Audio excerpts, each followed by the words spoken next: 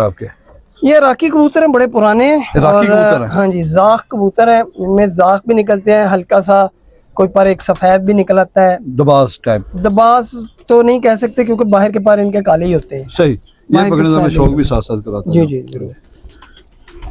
ये नहीं दोस्तों, राकी जाख कबूतर का शौक करें आप, ये देखें कि जाख कबूतर की आंख कैसी है, नीली आंख में है। ये नीली आंखें हैं ये हाँ सर? जी, नीली आंखों में सब। तो सर इनका रिजल्ट क्या है?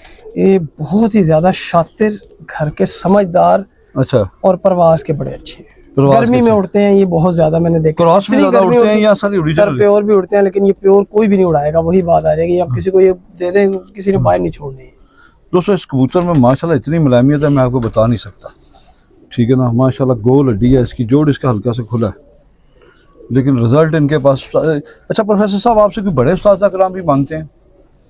हाँ नाम ना लीजिएगा किसी का, ठीक है ना, आप वैसे बताएं कि जो बड़े उस्ताद कराम उनमें से किसी ने आपसे कबूतर मांगे भी हैं या लिए भी हैं आपसे?